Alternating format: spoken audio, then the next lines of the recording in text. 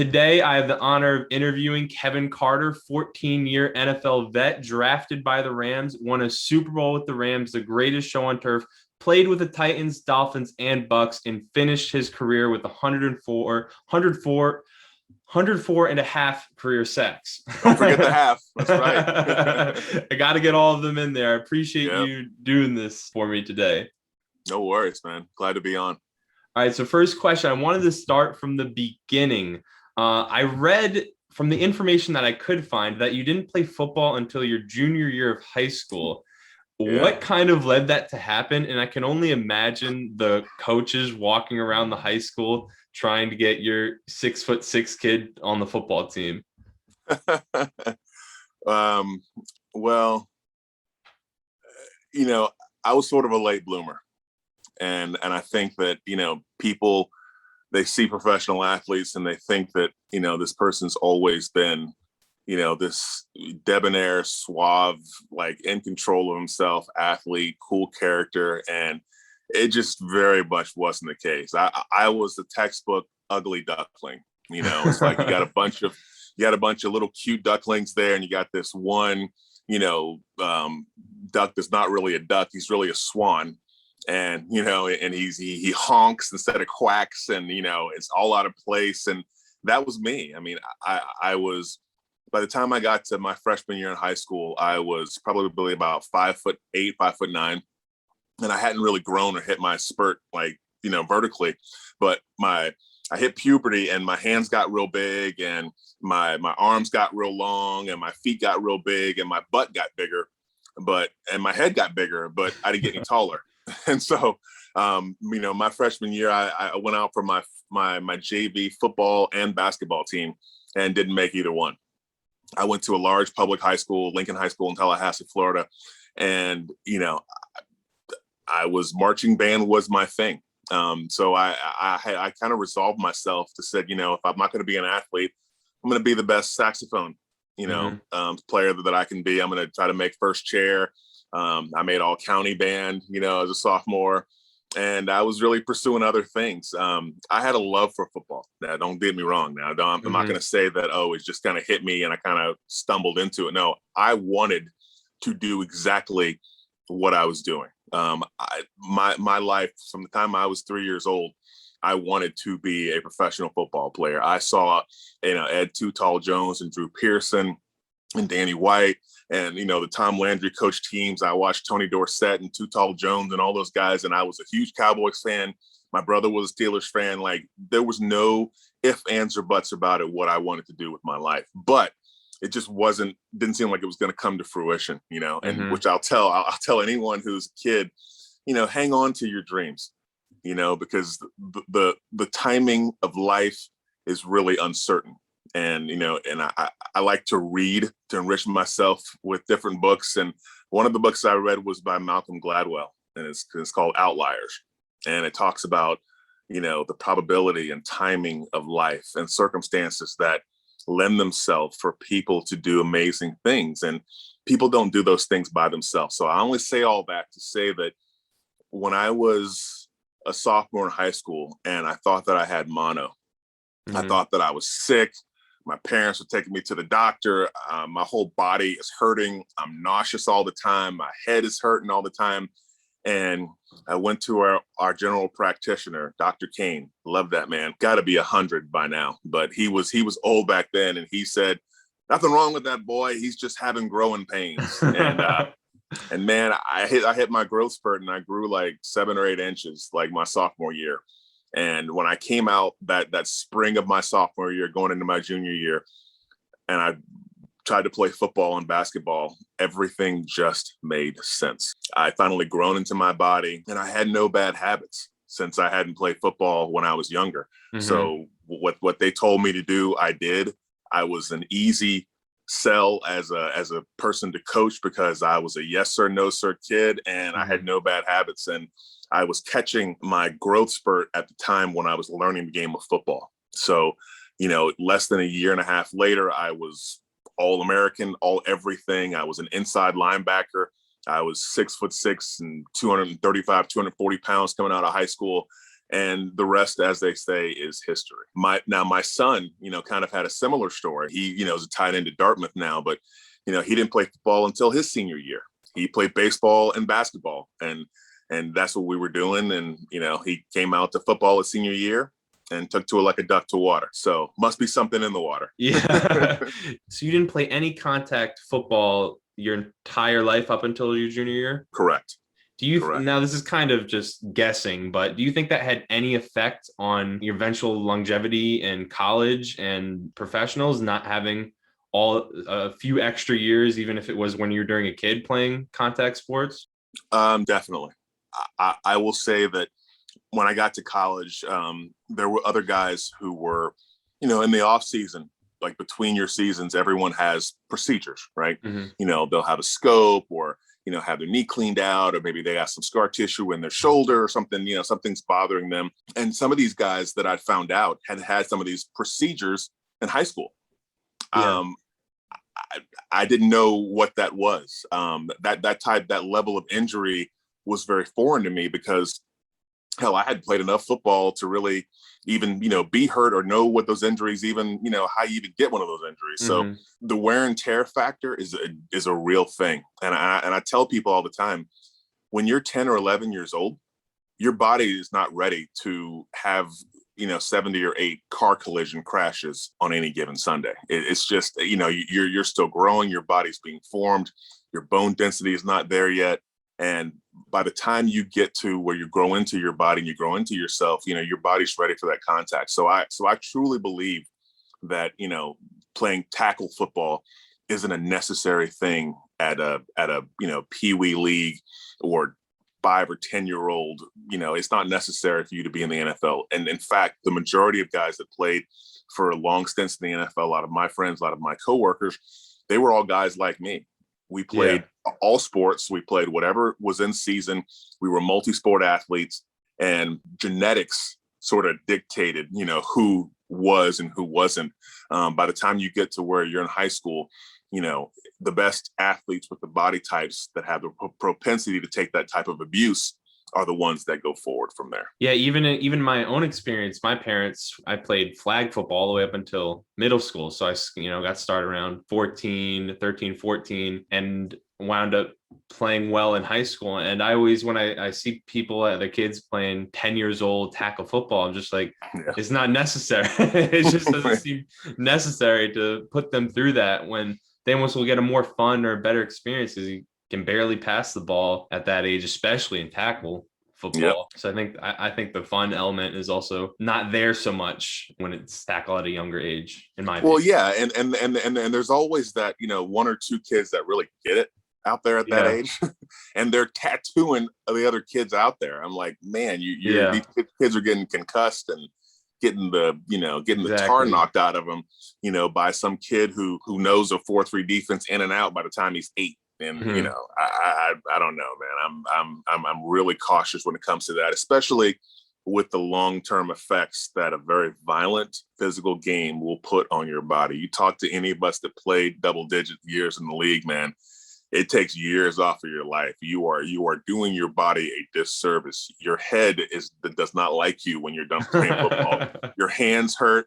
And, 25 years, 30 years in cleats, I'm always wearing Birkenstocks, all the time. And comfy shoes for that reason. So it definitely takes a toll on your body. Kind of a combination of your college career and high school career, and a little bit going to professional career. From my understanding, from a team success standpoint, your team was very good when you were in high school. And then when you were with Florida on the Gators, you won 3 SEC championships. You were All-American and super successful from a team standpoint. But then your first 4 years in the NFL, the Rams weren't too great. What was that kind of like, just from, I guess, an emotional standpoint, and going from winning all the time, kind of on top of everything, to the Rams who, weren't as good the first few seasons?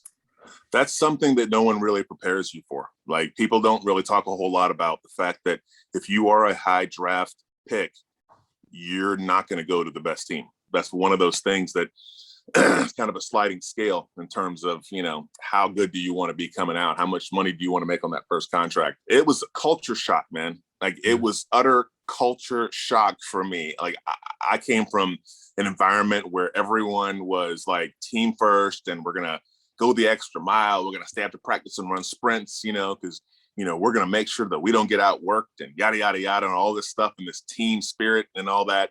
And then I get to the Rams, and not that I didn't have great people around me, not that I didn't have awesome teammates and coaches, but it was a different atmosphere. It was a different animal. It was a business, and everyone in that locker room was, you're on individual contracts, and you don't know what the person next to you is making. It all depends on where you are in your career, where you are in your deal, how highly you were drafted, what the circumstances around you. And that differs from player to player. So the motivation from player to player differentiates. It's hard to get 53 guys on the same page. It's hard to sell 53 guys on the fact that their contribution, no matter how big or small, is the difference between winning and losing. It's hard to get everyone at the timing of their life to be as selfless to do their part in a team to win. So you got so many things that you're dealing with. You're not there on scholarship, and you're not in this la-la land where, you're trying to create memories. It's like, no, you got a limited time, man. The NFL stands for not for long, and you better make hay while you're in it. So that type of every man for himself mentality doesn't always lend itself to you being the best team. So first 4 years in St. Louis, man, we were hurting. I mean, at one point we lost, 5, 6, 7. I mean, we lost 8 games in a row one year, and it was bad, and we were not a good team, and we were struggling to make hay. Even when Dick Vermeil came in, he came in my 3rd season there in St. Louis, and first thing he said in this press conference, he says, in 3 years we'll be world champs. And the media, everybody's looking around like, well, this is a lofty statement, and he says, you look to your left and look to your right, the guy next to you may not be there, but we're going to go through this process, and we are going to refine and build a championship team. And going through that time, those hard years, like I said, it was 4 miserable seasons, man, where we were, not a big market team. So you weren't getting the respect. We had great players on our team that did not receive the recognition. I mean, I'm on a defense with, DeMarco Farr and Grant Wistrom and Todd Light and Keith Lyle and Toby Wright and Roman Pfeiffer. I mean, a lot of great players that played a long time in this league, but man, we got no recognition or any kind of notoriety for the things that we did. We had one of the best defenses, but our offense wasn't good, and we didn't win games, so we weren't talked about. Even Super Bowl season, in a 3-year period from 1998 to 2001, those 3 seasons, I had more sacks in the NFL than anyone else. I went to 1 Pro Bowl in those 3 seasons. You know what I'm saying? And it was the year that we won it all, and that was all everything. So it's like, all that glitters isn't gold. That just because someone's being hyped up doesn't mean they're the best player, so to speak. And, you have to get over yourself, and you go back to really why you're playing the game. So for me, having that culture shock of the first 4 years really put in perspective what I wanted out of the game, because it wasn't going to be individual notoriety in the market of the team that I was playing for. It was, I had to put that aside and say, I'm going to put my effort forth, the best effort that I have forth, so that we can win a championship and make a memory. And that's what ended up happening, and all of us came together in that one moment in time, lightning in a bottle, lightning striking. And for that moment in time, everyone put their ego and their agenda and their contract and on the back burner. Everyone put it aside. Everyone put the team first. We were, as Frank Gans, our special teams coach at the time, God rest his soul, used to say, we were elite warriors on the threshold of greatness. And everyone had that attitude of never letting the other man down. It was truly special to be a part of something like that. But I tell you, they say you can't appreciate the sunshine if you don't have the rain. Well, that's a prime example, because for me, I couldn't appreciate what it was like to find and build and forge winning with a unit again and find that type of chemistry that I had in high school and college. And I couldn't really appreciate it until I'd gone through those first 4 years in the NFL that were so hard psychologically and everything else. So what led to the turnaround? Because going from a 4-12 team to a 13-3 team, and right. The great the year after, then back reference to the greatest show on turf, and one of the most talked about teams today, still 20 years later. How does how did that happen? Whether it be from a couple guys getting healthy, bringing in, I think, is that the year Torrey came in? Yeah. Like, we drafted Torrey Holt. Mm-hmm. Okay. That season, this is what happened when we came in. Dick Vermeil came in. First person he drafted was either Orlando Pace or Grant Wistrom, and then Orlando Pace, and then Torrey Holt. Okay, those are the first 3 first-round draft picks. The first that Dick Vermeil was there, and the turnaround was eerie because Dick Vermeil had a plan, and he had all these old coaches that were in place. He had Bud Carson, he had Frank Gans, he had Mike White, he had Carl Harrison was my defensive line coach. Jim Hannafin was our offensive line coach, from the Washington Redskins for a long time. I mean, we had all these like coaching legends, these crusty guys, and they referred to them, they called them the Magnificent Seven, so we got all these old guys, 60-year-old coaches, gurus on our staff. And, they were trying to teach us something that we didn't know, trying to teach us something that we couldn't grab hold of, that we somehow lost sight of as a team. And those first 2 years, man, we were 2.5 to 3 hour practices, both in pads and training camp, like the kind of practice that you can't even do anymore by league standards. Like I'm talking, just horribly barbaric, weeding out, so to speak. Those who didn't want to be there, those who weren't committed, trying to make people quit. It was hellish. And, we almost mutinied several times, during that 3-year time. Mm-hmm. But you ask, what was it like? What was the transition? How do we turn it around? That third year that I was there, in the spring, in the free agency, we brought in, we got Trent Green. And he came in minicamp and things immediately looked different. We finally had a quarterback. We finally had someone that we could really stake our claim on and get behind, the kind of stand-up guy, not just a great athlete. Tony Banks was a great athlete and a good quarterback, but he wasn't the full package. We were going through quarterbacks kind of in the first couple of years there in St. Louis. But having Trent Green kind of solidified that offensive unit in a way that it hadn't been before. Mike Martz, who was an offensive assistant early when I was with the Rams, left it and went to Washington and came back. So he was back as well, back with, this all vertical, wide open offense, which would later become the greatest show on turf. In free agency, I think the most important piece we picked up was a free agent guy named Marshall Faulk. Just this little running back from right up the road, in Illinois. Up in Indiana, rather, Indianapolis, the Colts, and we bring him in, and suddenly we are a viable team overnight, and we knew we were different through mini camps and into training camp. And what people didn't know is, Kurt Warner was our number 2. Kurt Warner ran our scout team the year before because he was the third quarterback on our roster. We'd have to repeat plays on defense, and we'd get frustrated, and I'd get mad as a defensive lineman, turning around yelling at, I'm giving the business to Todd Light and those guys in secondary. I'm like, why are they catching every ball, dude? Why do we have to repeat these plays every time they catch a ball? Like, we're trying to do this right. And he's like, look, man, this guy, Kurt Warner, I don't know who that kid is, but homeboy don't miss. Like, he's got one of the best deep balls in the business. And I'm telling you, he's going to be good.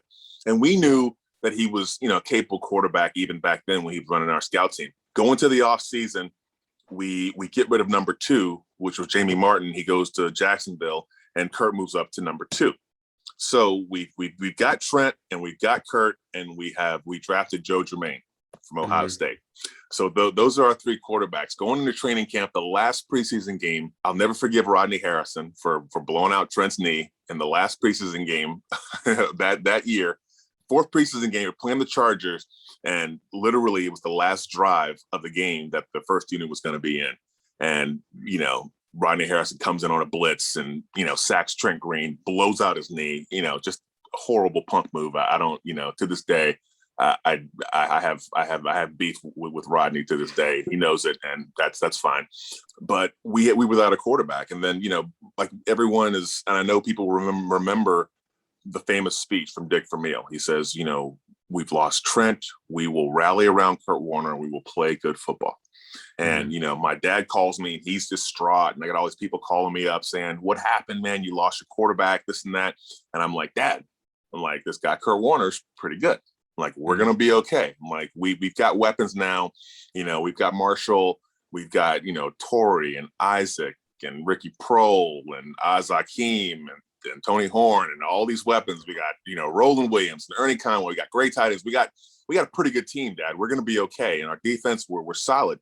And I think that after the first couple of games, when people saw our offense on display, I don't think the league was ready for what we were dishing out. And defensively, we were playing with a lot of confidence. We were number one against the run that year. We knew that if we gave our offense a little bit of time, that we could build a lead, and we would force you into, taking higher risk plays in order to keep make up the distance that our offense was putting down. And so, that year was magical, but it was one of those things that in the middle of training camp, Coach Vermeil stopped practice. And I remember this day like it was yesterday. And we were on the same barbaric, horrible practice training camp schedule. And it was 2 weeks into camp, and we were like, here we go again. I thought things were going to be different. I think we have a better team, but, hey, just got to do whatever got to do. And he stops practice one day about 2 weeks in, and he calls us all up, and he's teary-eyed. And he says, look, you guys are ready. We finally worked ourselves into a position where we're ready to take the next step as a team. He says, you guys have sacrificed. We've trimmed the roster. And he says, this group is ready to win a world championship. He says, I want you to go in, hit the showers early. Okay. We're going to go have pizza, and we're going to have beer, and we're going to have fellowship together. We have just this great blowout party together. And that's all we do is fellowship. We're drinking, eating pizza, and, playing cards, and we're just having a great time as teammates and everything. And the next day, we come to the locker room and look at the schedule, and it says, the schedule is completely different. Practice is an hour and 45 minutes long. We're in shells, and the minute we hit the field, everyone is in hyperspeed. I'm saying we're all like, dude, we've got this. Don't F it up, do your part, be on time. Let's, so everyone had a heightened sense of awareness. And we also had ownership, right, of the greatness that we were creating. And for Coach Vermeil to break it down like that and say, look, we're here, we're ready, let's do this, let's take the next step. We trusted him, and we believed him, and we took the next step, and we never looked back. We were crisp, efficient. We believed in everything. No one was walking. No one was dragging. Everyone was fighting and clawing for their piece of this championship run. We were the most unselfish, team-first group that I've ever seen in a professional locker room in my 14 years in the league. I never had that again. I've come close a couple times, played on some really good teams with great guys, but I never had it like that. So many guys were in the middle of contract years. So many guys were wanting so much more, from a monetary standpoint and structure, and no one cared about it. Everyone put it on the back burner, and we just went out to make a memory. And thank God we did that. Another question kind of compared to the team dynamic. You obviously had 4 future Hall of Famers on that team. You had yourself on that team. There was a lot of talent on that team. The way, at least I know how media portrays it then, I wasn't around to watch how the media portrayed it then, but the media often portrays all the star players as the leaders of the team. Was that the case on your team? Was Kurt, Isaac, were all you guys the leaders, or kind of like you just alluded to? Was it like, what was that dynamic like? Funny enough, we were all sort of co-leaders of the team, and the funny thing was, like on defense, we had a young second-year linebacker who, played at a small school, played basketball, a guy named London Fletcher. Maybe you heard of him. Yeah. and he was our starting middle linebacker, and, no one knew him. He came from, some John Carroll University. I don't think he even play football there anymore. I mean, he was our leader. He and the guy who made the tackle, Mike Jones, those were our leaders on defense. But funny enough, they weren't Pro Bowl guys. Like, they weren't the guys. I led the league in sacks. I led by example, but I wasn't, necessarily a vocal guy.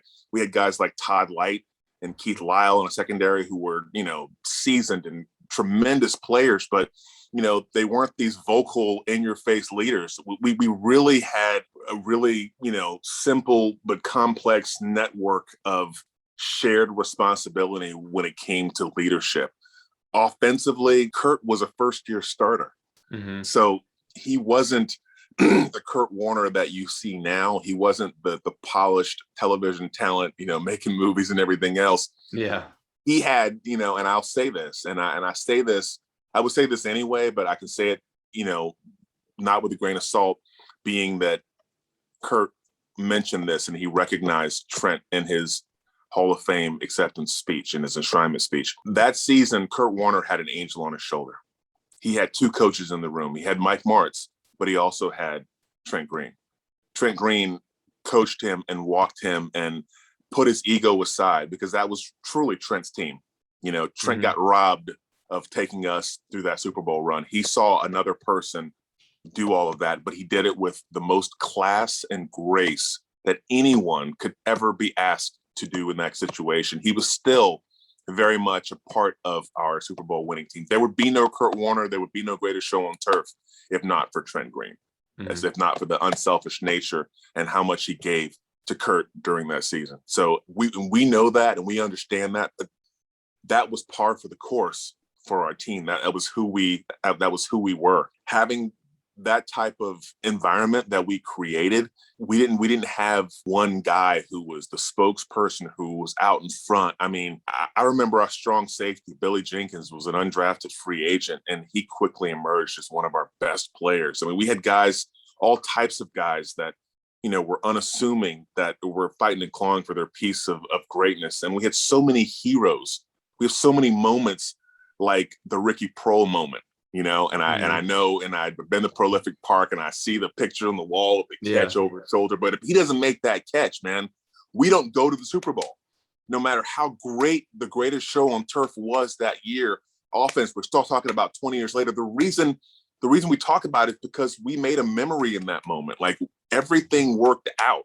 And there were so many moments like that Ricky Prohl catch. Every game, it was someone being a hero. And it was someone that wasn't a guy who was going to Hawaii. It was someone who wasn't Marshall Faulk, or who wasn't, it would be Billy Jenkins or Charlie Clemens or, Azahir Akeem, he's taking a punt back. Tony Horn, undrafted free agent receiver, returned 4 or 5 kicks for touchdowns that year. I mean, we were so balanced and we were so dangerous at every single turn. We had no weaknesses because everyone was dead set on not being the weakest link that made us miss making that memory. You kind of mentioned the first year quarterback thing, and a big conversation today whenever quarterback is drafted is he a leader? Does he have the personality to be a leader? Whether it be, I think they referenced Justin Herbert being a little bit more withdrawn, and you got to play with Kurt, you got to play with Steve, you got to play with two of some of the greatest quarterbacks to do it. How important do you think that narrative is? And is it possible for someone that's not as outspoken to quote unquote lead a team? Leaders are born, they're not made. They're created organically. Being a quarterback, if your quarterback is a leader and has great leadership skills, then it enhances the position. If they're not, you're lucky if you do have someone like a Marshall Faulk in the backfield or an Isaac Bruce. You have people that are these long tenured, high football IQ guys who conduct themselves a certain way and are always turning in performances. But I honestly think that's a little overrated. I mean, you can't just say this person is the kind of person I want leading this team. That's all speculation, man, because you can be really equipped to run a Fortune 500 company, and I can speak really well and eloquently and command the room and do all these things. But if I can't produce, if I can't, when I get on the field, if I can't produce, if I can't lead, if I can't enhance, the performance of everyone around me, then I'm not an effective leader. For Kurt, Kurt was a first-year starter that year. So he executed, But his attitude largely was what it should have been at the time. He was happy to be there. He was happy to be the guy in the driver's seat and having so much fun seeing his NFL dream come true. I mean, obviously, we're all professional athletes and whatever, but he didn't have time to adjust to that role. It kind of hit him, before he was ready. So if you hear him tell the story, he'd been preparing for it, but nothing can prepare you for that type of spotlight and that type of attention. And I'm thankful that, like I said, there would be no Kurt Warner if it weren't for the structure that we had on that team. And when I see people like Ricky Proehl, when I see guys that I played with, we know that, when people say, oh, you're only as strong as your weakest link, that team really, really personified it. Even though there's guys that have gold jackets that are on that team, and there's great players and everybody looks back, the look back looks like, oh my gosh, you guys should have won a world championship. Look at the talent you had. Well, we were discovering and making that talent. Part of that Super Bowl run in those years, playing for the Rams, that's why we're considered, great players on the look back, is because we were part of something special. So, but at the time we were all just young dudes just trying to make our way. I want to kind of transition and make my way through your entire career. In 2001, you got traded to the Titans, and I found an article from that time period where Mike Mart said, I think he'll have his best year at Tennessee. Things got stale with him for us. He was obsessed with his contract. It was a real distraction for our team. Hearing that now, what was that situation like? Is there bad blood? Was there bad blood? A lot of people today even see contract negotiations, and it's an interesting talking point in how they go down, or how they may sour or not sour a locker room. Honestly, contract disputes rarely sour a locker room. Okay, I'll say that. More is made of that to the general public.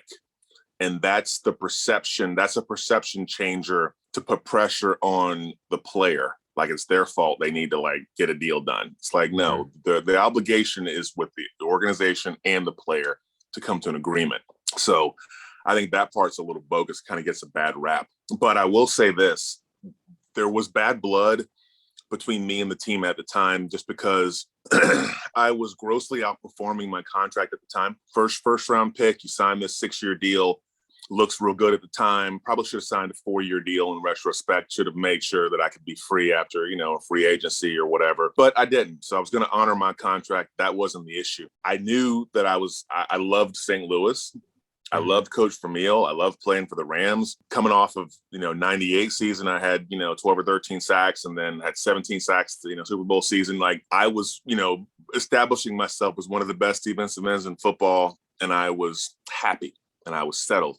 Mm-hmm. My attitude was, dude, as an organization, why are you waiting until we get to the sticking point of contract negotiation and squabble? Okay. We're making memories in Super Bowls right now. We won a Super Bowl in my 5th year. I had 1 year left of my deal. Let's get this done. And so it's just a formality. So it's not a distraction. He says that Mike Martz said that it was, a distraction for the team. I think it was a distraction for him.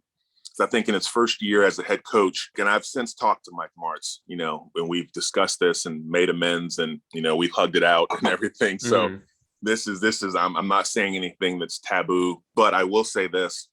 I was a younger man at the time, and I was a little more hot-headed and took a few more things to heart.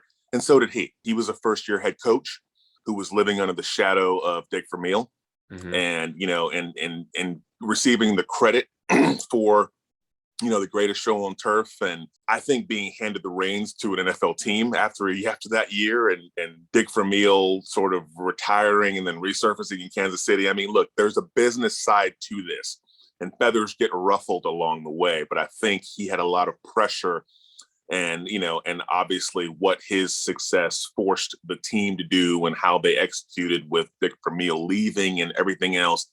That was all kind of blurred lines that happened very quickly.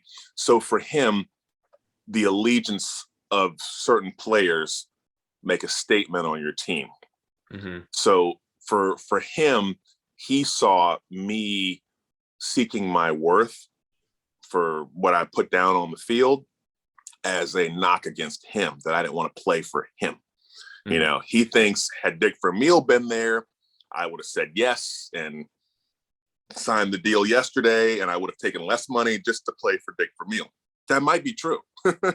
that might be true. Had Dick Vermeil stayed the coach, things might have worked out differently. It is as it is, and I think having looked back on it, I would have done things a lot differently. I took things to heart and said some things, and so did he, that I think we both regretted. And I think, and the media doesn't help, right? I mean, there's, they're writing articles about, oh, he's not committed and he's not, he's a locker room lawyer and he's disgruntled. And I'm like, well, that's not really exactly true. It doesn't affect the locker room at all. Like every player knows, because we're all going through the same crap. Like we're all, trying to balance, family, home, contract, being happy in a place, get the playing time you want, being featured the right way. I mean, everyone's going through that individual battle with your contract with, to the team. Mhm. So I think that was kind of an unfair statement at the time, which at the time I resented, but I was gone. I was good riddance, and, one man's trash is another man's treasure. I found a home in Tennessee and loved my time from playing for the Titans. And, I missed my teammates, but it was time for me to move on because of that reality of a business side that exists in the game. And you can play this game, man, for 14 years if you want and not make the money that, that you think you're due. And you walk away, you took years off your life and you didn't make the money and you're bitter. I wasn't going to have that happen. I was trying to go out there and I didn't play for the money. I played for the memories, the camaraderie, the greatness, and a dream come true. But football was too hard to do without that money. So didn't play for the money, but wouldn't go out there and beat myself on the ground and run through 8 brick walls every day if the money wasn't right. Yeah, it's kind of interesting what you said about building something and wanting to stay, and you guys have all these great players. I kind of feel like the only team, even now, that's really bucking that trend of always preparing for the future is the Chiefs. You see them going out, realizing they have Patrick Mahomes in his prime. They extend Travis Kelce, who I guess he's kind of taking a pay cut, possibly, and everyone's taking a little bit less money to play together. But they're one of the few teams that are kind of doing what you're saying and recognizing they have something special.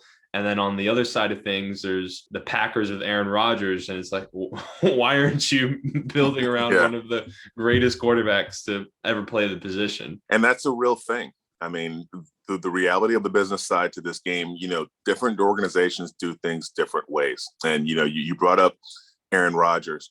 And, you have to remember the Green Bay Packers aren't a privately owned team. They're a publicly, owned entity. So you're not working with an entity that has like a Mark Cuban type owner who's willing to, or a Kraft type owner who's willing to, go out and spend the money and do things and leverage his business and a total network and all that billions of dollars around making this team great. Some people are just in it for, we want to win, but we're gonna do it from a conservative outlook. That's the Green Bay Packers have always been this way.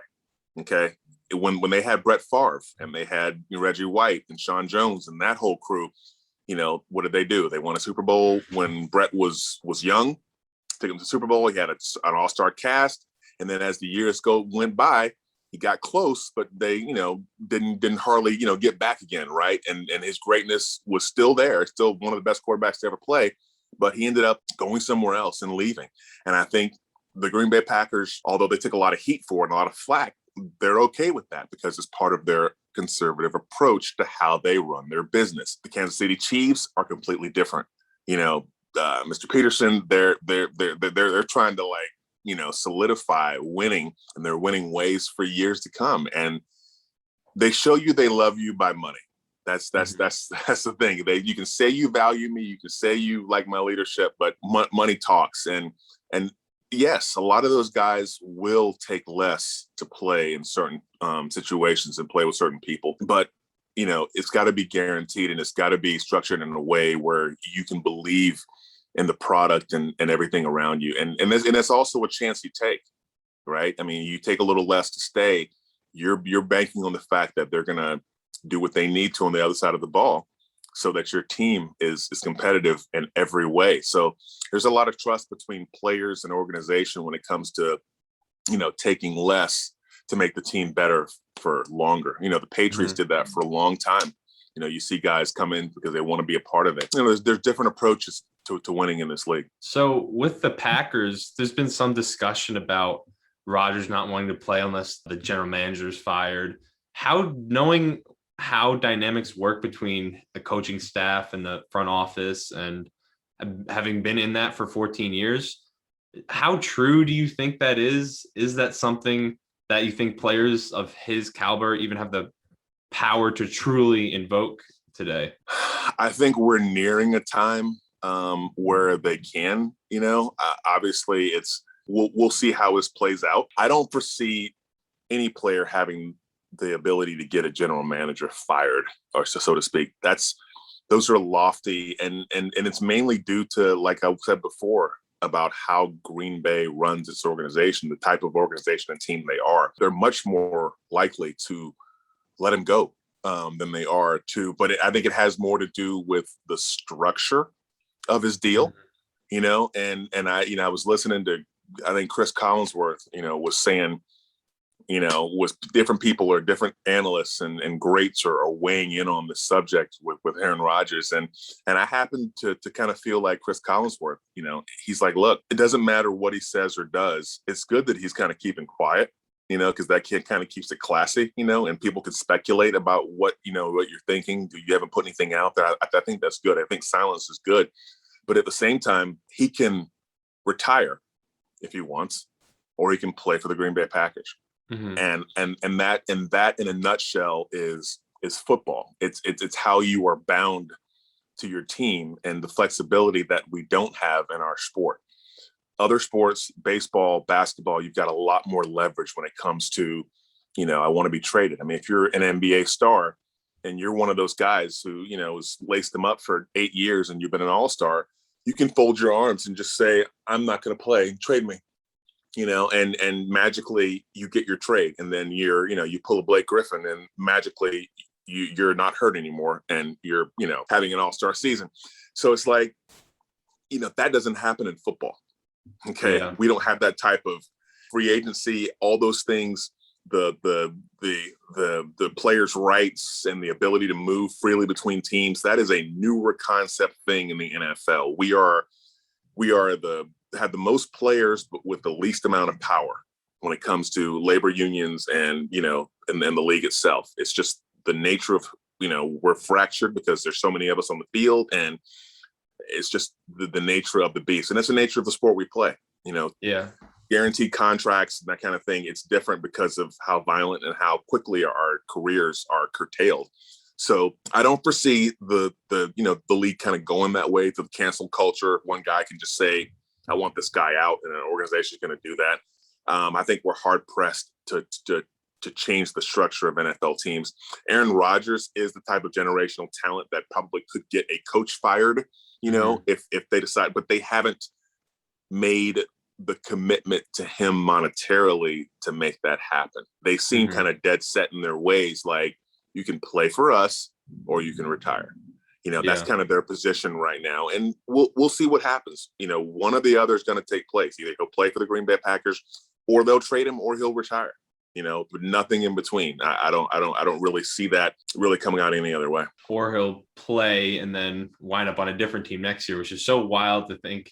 You always expect the greats to retire with your favorite team, especially as a fan. Me being a Giants fan, I got to watch Eli retire as a Giant, which was awesome. But you didn't expect Brady to necessarily retire with the Bucs, along with a Super Bowl with the Bucs. So I saw I saw Joe Montana playing for the Kansas City Chiefs when I first came into the NFL. And I was like, what? It happens. I mean, at the end of their careers, man, Emmitt Smith was an Arizona Cardinal. Jerry Rice. I didn't even know that. Yeah, I'm telling you, like, everybody has that, like that phantom picture, in this obscure uniform. You're like, he played there, Yeah. And it's like, it's like the extra 1 or 2 years you try to steal at the end of your career. So kind of over the course of your career, whether it be in high school, college, the 4 teams you played for in the NFL, who is the biggest what if player for you that their career was just, I know you mentioned Trent Green very briefly, that their career was either ruined by injury, never the same because of injury. For me personally, when I look just at from an NFL perspective, and as a Giants fan, I see Victor Cruz. He messed up his knee, had surgery on his knee, missed an entire season, never was the same. And as a fan, I never got to watch Cruz and Odell play on the same field, which still is a little sour to me today. So is there any player for you where you kind of like, man, if he would have stayed healthy, or if he would have stayed out of trouble or something like that? Yeah, you know what? Funny enough, and I'm going to go a completely different direction with this. When I was playing for the Rams, my second year, I was there. My third year, we drafted a kid named Lawrence Phillips, and God rest his soul. And Lawrence was Nebraska, tremendously talented. I mean, you know, everyone remembers what he and Tommy Frazier did to my Gators in the '95 Orange Bowl. I was playing in the NFL then. I was powerless to help them at home, watching my television. But, you know, just a tremendous talent. I mean, Lawrence Phillips was the perfect prototypical running back. He was, you know, 6'2", 230 pounds, you know, ran a 4.4, 3.44, could, you know, hard-nosed, run through brick walls, had amazing agility, had great hands. I mean, so much going for him.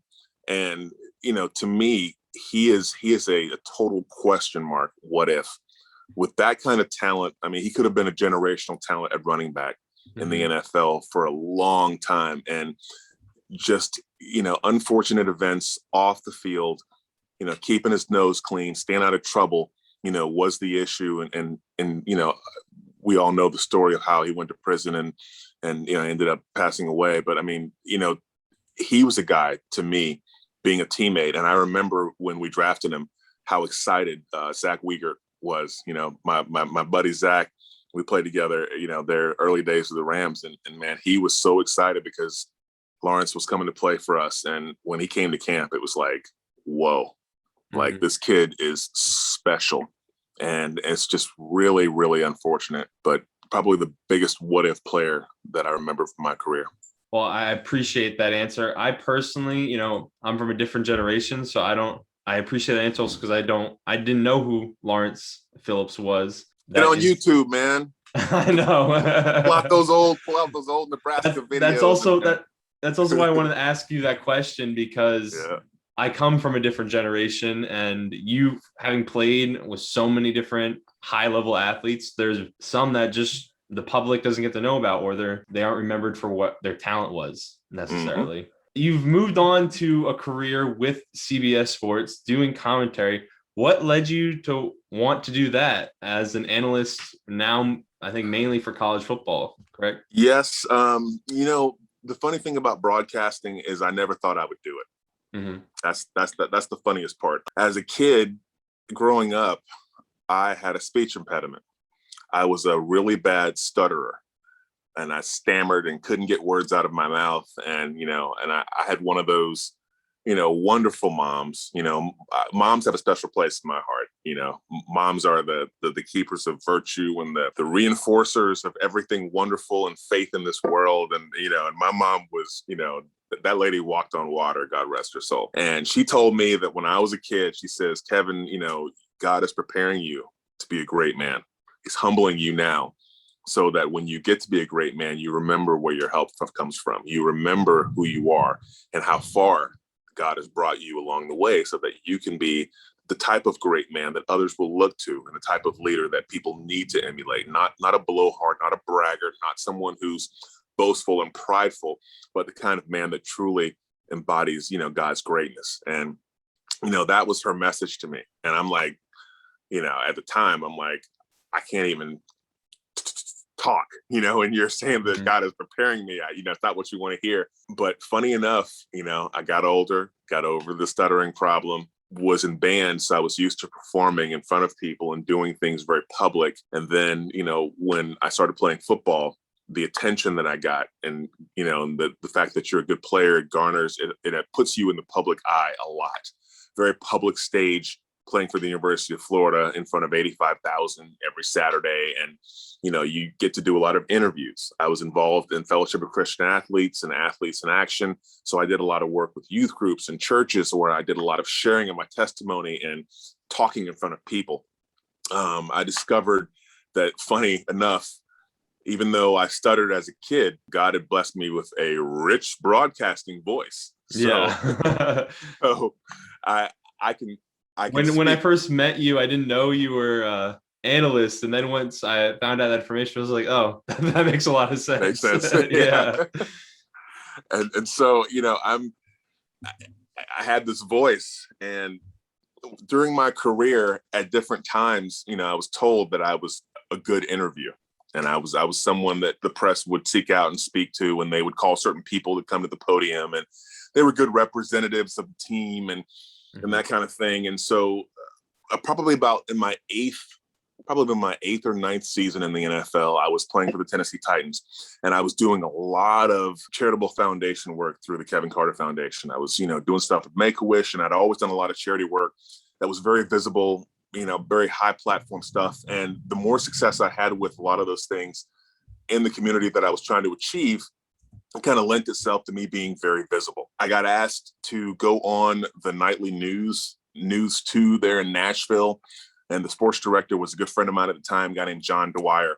And he was kind of the face, of ABC, and did everything Titans, and all the Titans fans knew who he was. And so he'd have me come on every Sunday night, for the little sports extra. And I would come on and do stuff, and it would give me a chance to promote, hey, I'm having a bowling tournament, come on out, Titans fans, and support, Make-A-Wish, or support, I'm going to a habitat build, and I could always get plugs. And so it was a way for me to kind of get my platform message out there. And so I found that I enjoyed it. I enjoyed being in front of the camera. And John Dwyer was the one who taught me. He taught me how to, write my own print, how to read from a prompter, just some tricks of the trade of broadcasting in case, he thought that I was a natural and could do it.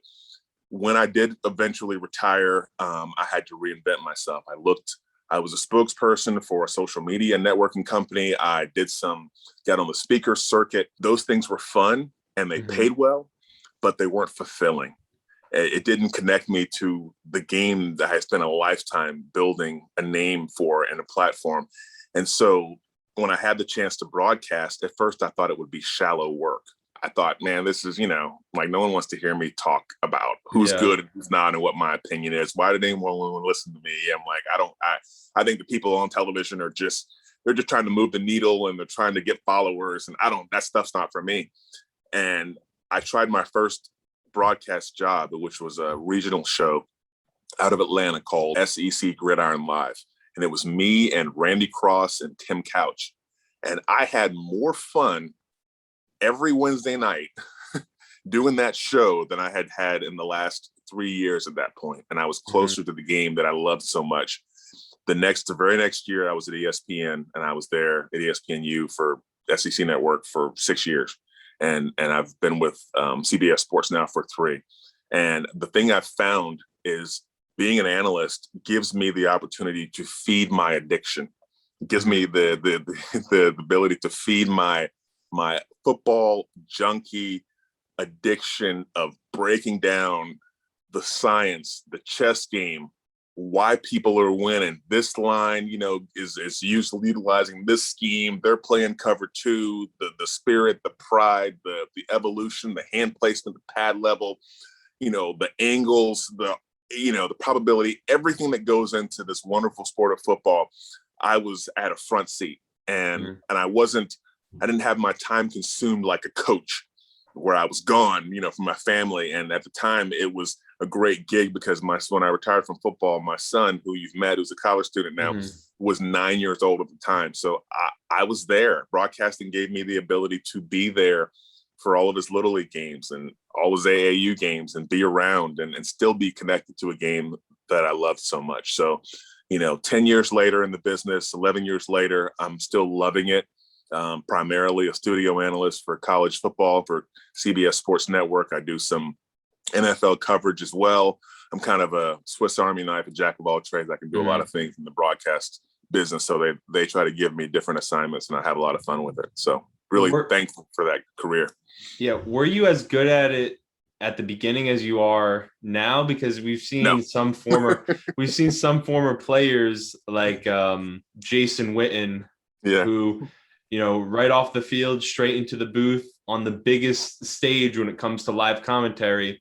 Yeah. And wound up not being so well received by the public and had a few clips and gaffes. What was your kind of perspective on that when you see him head into the booth, or former players think that they're able to just jump in and do it right away? You can't, there's an old saying, you just can't roll your helmet out there and expect it to play football for you. Even if that helmet is from a world championship team, you got to put the helmet on and actually use it. The same thing comes for broadcasting. You can't just go off of your laurels and the fact that you have this imaginary PhD in football that allows you to just talk and be the authority on everything football. It has to come down to, how much do you study? How much do you know your craft? How much do you understand the ever-evolving, evolutionary craft of football? The trends change, the coaches change, the players change. I mean, things go from year to year, and you have to be up on that material. You have to know the free agency moves and, the grad transfers and everything else, and coaching trees and pedigrees and how people are connected. And that part of it, I love it. That's the part I live for. So for guys that are coming into the broadcast booth, that coming off the field, a lot of guys aren't ready for the amount of work that it is. A lot of guys aren't ready to, if you're ready to approach it just like your football career, then I think you're going to be successful. I came in hungry, eager to learn, and wanting to know everything I could to get better. And to answer your question, no. When I first got on, man, I watched film of myself early, and I cringed, like, to this day. Like, I hate watching myself early in my career because I'm like, gosh, was I that bad? And, someone believed in me and gave me a chance, and here I am still doing it. But the evolutionary process is real, but it takes a professional approach, just like football did, even more so. I can definitely connect to that, because when me and my friend first started doing our podcast, we were, I think, just graduated high school or heading into freshman year of college. And I've had to private those videos on YouTube because they are so bad. Poor, very bad attempts at humor, not speaking eloquently or a consistent flow of speech. And it's just so, it's so crazy when you look back at how far you've come, no matter how many people are listening to you, 0 or in your case, a few thousand or tens of thousands. As a former defensive lineman and someone who's finished with over 100 sacks in your career, who are your 3 favorite defensive linemen to watch? And we can include Von Miller and TJ Watt in that kind of category, since they have their hand in the dirt all game long. Who are your 3 favorite, or who do you think are the 3 best currently? Well, the 3 guys that I like to watch, one of them is the best in the game, and that's Aaron Donald. He not only has a superior football IQ, but it is matched with physical ability to execute in the precise fashion that he wants to. Okay. His get off is amazing. He knows exactly what he's looking at for the key of recognition, for him to change direction, put his hands on you. He seems like he's 5 steps ahead of every offensive line he plays against. And to be that type of player, the type of intellectual football IQ you have to play that fast is amazing. And I think that's what people don't quite realize. When I say football IQ, for me, I had to learn so much about not only my responsibility, but the responsibility of everyone and everything around me, how the coverage fit in. Then it freed me to play fast. Like, if I knew everything about what I needed to do, then I could be free to just go wide open. Aaron he came into the league that way. He was on a different program. Someone got a hold of him a long time ago, and his base reads of how he comes off the ball and attacks an offensive, would-be blocker is just superior. It puts the offensive lineman at a disadvantage, most of the game. He's someone that I think, is just, like I said, he's light years ahead of everyone else who's playing us right now. Sort of like JJ Watt in that respect. I mean, just high motor, but also physically just, intimidating, imposing, never out of position, star player all the way. Another person that I love to watch is an old guy, because I like old guys, right, that have paid their dues and done it for a long time. But I love watching Ndamukong Suh.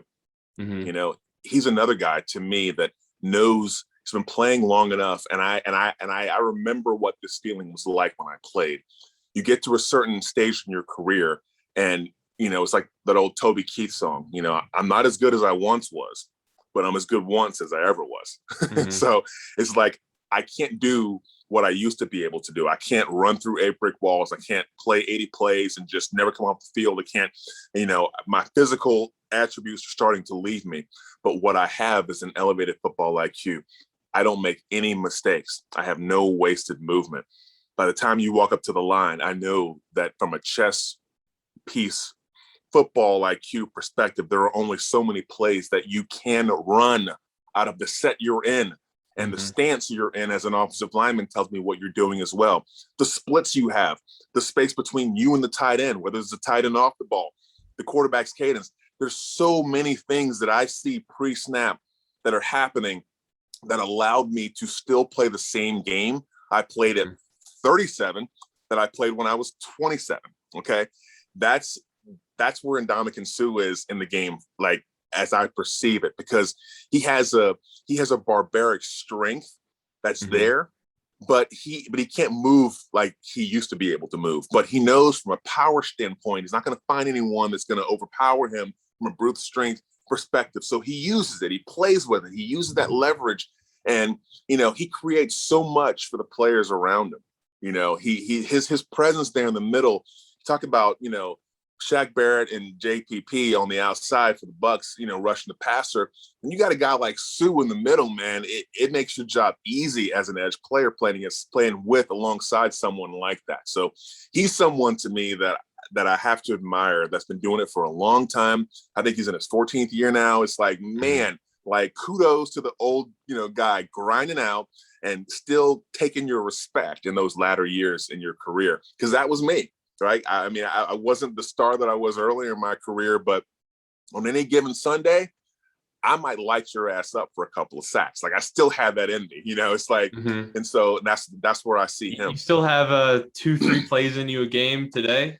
I've got one game-changing rush still left in me. I tell people I have 1 2-minute drive left. That's it. And then I would be in therapy and traction. They'd have to take me off the field on a stretcher and put a halo on and put my arms in casts and everything else. But yeah, I've got 1 more 2-minute drive pass rush in me. The other person that I like to watch is a young player. I'm going the complete polar opposite direction.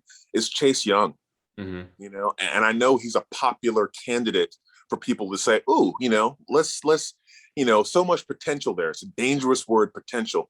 But to me, he's still so raw. To me, he still doesn't know how to use himself. To me, his football IQ hasn't elevated to the point where it needs to be. But man, he's so hungry. Man, he plays hard. Man, he wants to be great. Seeing the frustration, watching him play, man, it inspires me, because it reminds me of myself. Because I'm pissed off that I'm not better. I'm mad that when I play a game, everyone, it's a good feeling, but it's also frustrating when you walk off the field and an older offensive lineman or an offensive line coach from the other team walks up to you and says, "Man, you're going to be a beast someday. You keep working, man. You're awesome." And it's just like, I want to be there already. How do I get there? And I see his frustration because he wants to be great. Watching, I was on social media the other day, and I think CBS Sports had a little thing on, a couple of plays, and it was the one hustle play that he makes on Joe Burrow near the goal line, where he just tattoos Joe Burrow as he's trying to lean in for the score, and he causes a fumble, negates the would-be score. Those types of game-changing, game-ending, 2-minute drive killing plays are the reason you play defensive end. Those game-changing, not many people can affect the game in a way that you can single-handedly thwart and take over. You see the clips of the Michael Strahans that just, the Reggie Whites, he just can't be blocked today, or Von Miller. It's like there are very few players that have that ability to rise, to lift their level of play to that level as to where they can affect the game like that. Chase Young is one of those guys. I mean, I know he followed the Bosa brothers coming out, and they're both very talented, extremely good players, like Defensive Player of the Year type players. But man, to me, the one that gets me the most excited is Chase Young. Me personally, I'm doing my sports commentary videos on TikTok, and I did a video on my I think it was defensive linemen in general. And part of it is, throwing him in there because I know a lot of people have very high opinions of him because he's a young player. And then a lot of people, they don't like hopping on a hype train, and then they become anti that player because that player is so hyped up and beloved. Like, I love watching him play. I think, like you said, he's one of those players where he just steps onto the field and he changes the feeling of the field and what is taking place. Because we see a lot of other great players like Leonard Williams on the Giants, who I've watched every Giants home game. He had, I think, 12 and a half sacks last year. Yeah. You watch him step on the field, and it's just not, while he's a great player, it's not the same thing as watching a talent like Chase Young step on the field, who even finished with, I think, less sacks. I think he only had 9.5 last year. Along with the defensive line, the game was a lot different when you played, as far as hits you're able to put on the quarterback, hits you're able to put on the running back. How do you see what is your opinion on those rule changes? How many of those hits, if you look back on it, if the rules that are today were back on when you played, how many of those hits do you think you would have been flagged on? Are there any that stick out in your head? And what would it be like for you having to pass rush? How do you think it is if you'd have to pass rush someone like Aaron Rodgers or Blaine Gabbert? How do you see the NFL protecting the upper level versus, I guess, lower level? No disrespect to them, but well, there's always that, right? There's always the unspoken discretionary actions of the referees and how closely they enforce or do not enforce certain calls. That part is always real. It will always be there. It's a perception thing. It's a human nature thing. It's not malice. It's not intended. It's just the way that it is. Bigger market team, star quarterback.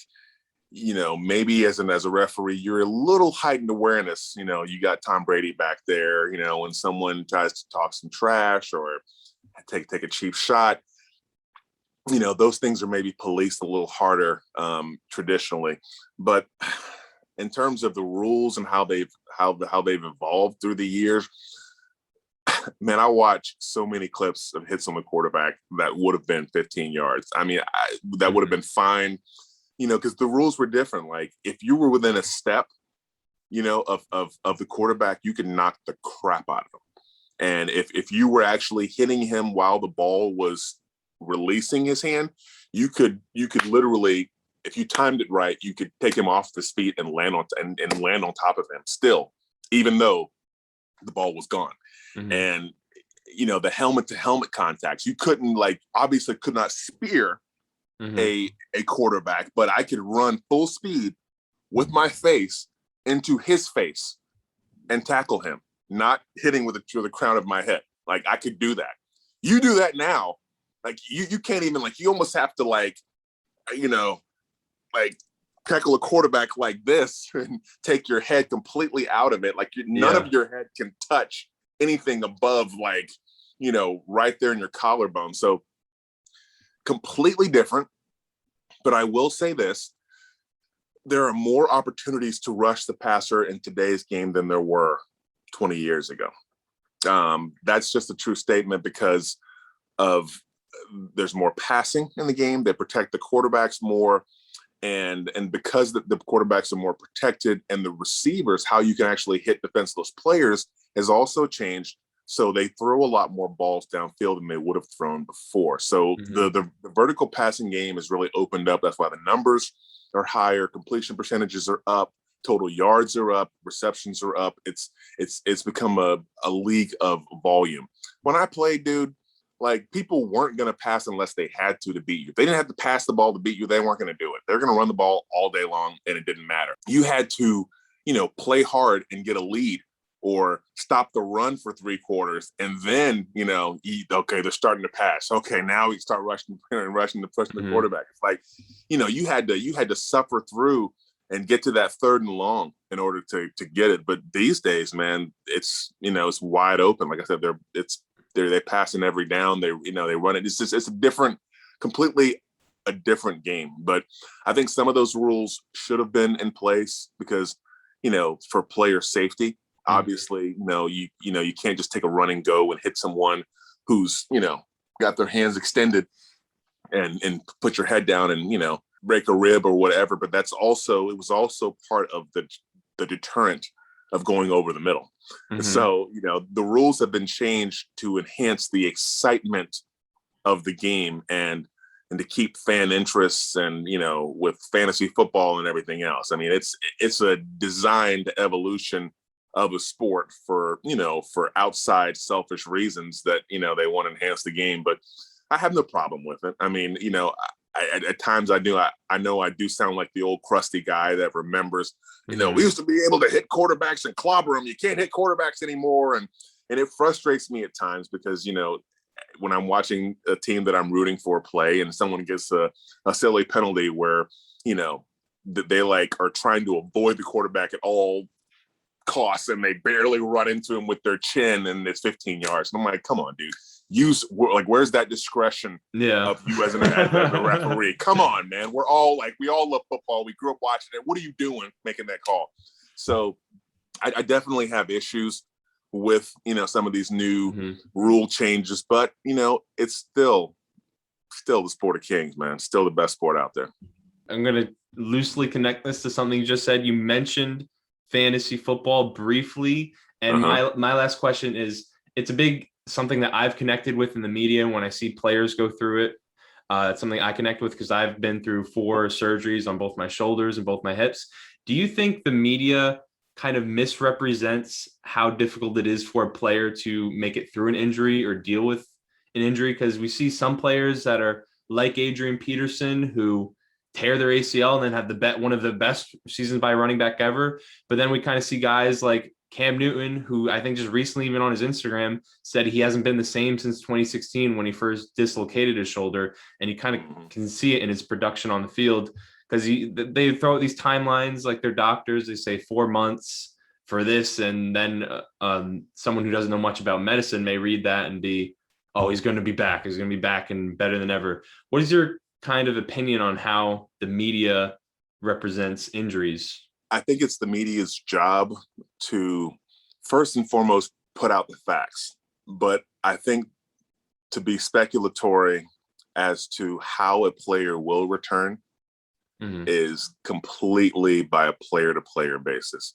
There's no exact science. If someone tells you that someone's going to be as good or better, they're selling you a bill of goods, just to put it lightly. It's a player by player basis because rehab is one of those things that is probably one of the worst processes that you'll go through, trying to rehab for anything. And I know you've had injury and you tried to rehab, but the amount of fear that you have as a professional athlete with so much on your shoulders, your very livelihood. You're driving an expensive car, going back to your expensive house, and you got your kids at private schools, and your wife is driving an expensive car, and you got this whatever you've created on your shoulders, and here you are with a bum knee, and you have to get from the operating table back to world-class performance. I'm talking not just good, not just able to live, not just able to play racquetball or, walk the dog. I'm talking perform at a level where other people are trying to kill you. That is such an unknown, uncharted area that is germane and specific to each and every player. We all hit adversity differently. Okay. We all react differently when we get punched in the face. And hit with that adversity, there's no way to say that someone can be, as good or better than they were before. I had a herniated disc in my back in year 5. And it was an off-season procedure where I had a micro discectomy between L4, L5, and I had a scar about that long on my back. And I came back the next season. That was right after Super Bowl. I led the league in sacks, had 17 sacks that year. I came back the next season, had 11 sacks. You know what I'm saying? So I was still good and I didn't miss a beat, kept going. Rehab is not an exact science. You really, really don't know. That's why some people have come back, like you said, and been like Adrian Peterson. You've seen, JJ Watt has been plagued by injury, right, in his career. But when he's on the field, he's as good as he ever was. So, there's something to be said for how a player approaches it and how they rehab, because the NFL is like a bullet train that's leaving out of the station each and every year, and it is moving at light speed. If you're not moving at light speed, you'll fall behind. If you haven't improved from one year to the next, if you haven't found something that you can improve your body or improve your IQ or your understanding, the game will leave you behind. I just, as a fan, I feel bad for some players sometimes. You see them getting dragged in the media, just like last year.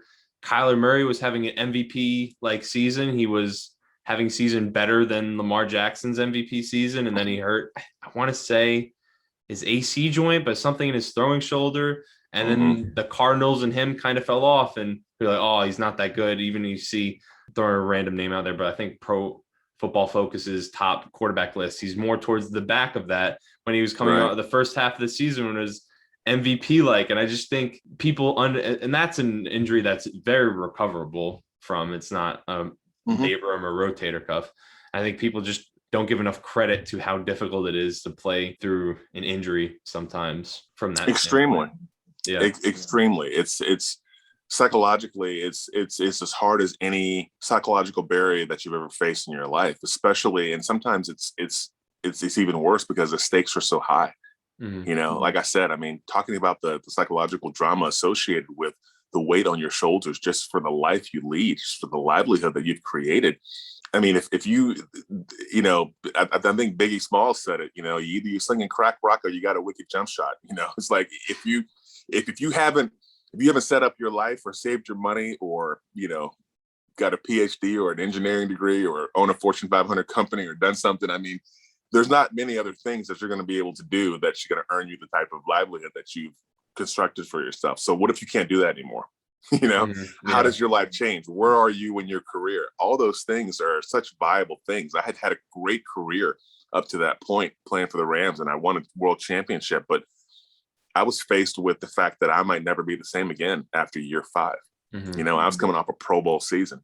So I responded, came back, and played 9 more years in the NFL, never to miss a game.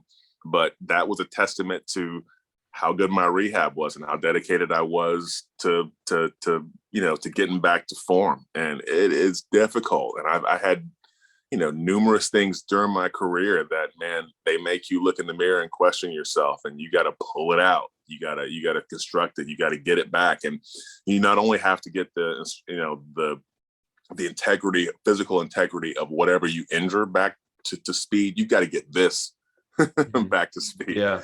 This right here, man, it's like, you see people who have all the ability in the world, but they play slowly, and you got some people that aren't that fast. Like, I swear, like, Marshall Faulk wasn't that fast. He was the slowest player you never catch. So, yeah.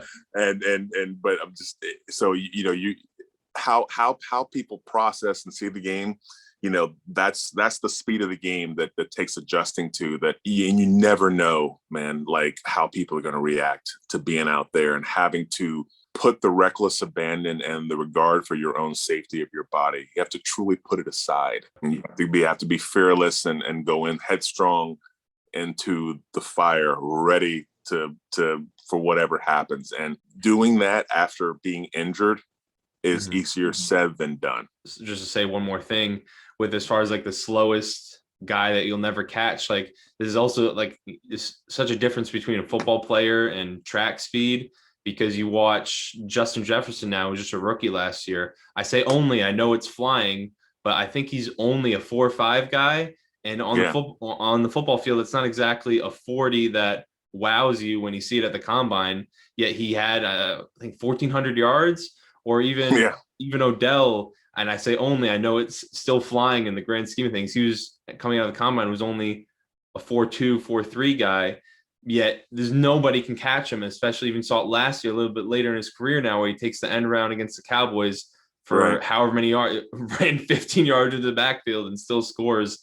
And yet there's some guys who have the 4.2 speed, like John Ross broke the record, yet he hasn't, not yet at least, I don't want to jinx him, but he hasn't made his impact on the league yet from that standpoint.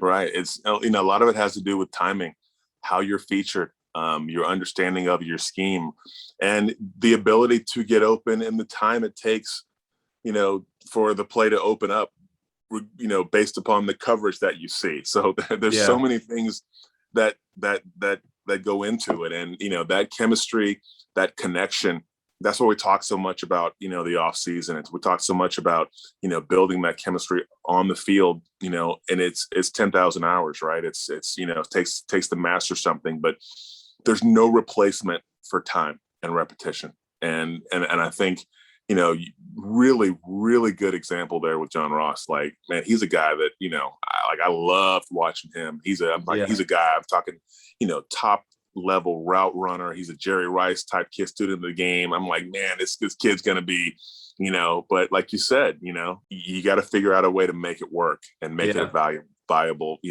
piece of your puzzle. So that's definitely something that I think most people kind of take for granted. They say, oh, well, he runs a 4.2. He's going to just plug him in and plug and play. And we know that isn't always the case, because great players come from all over and they have vastly different 40 times. Yeah. I mean, DK's 40 time was incredible.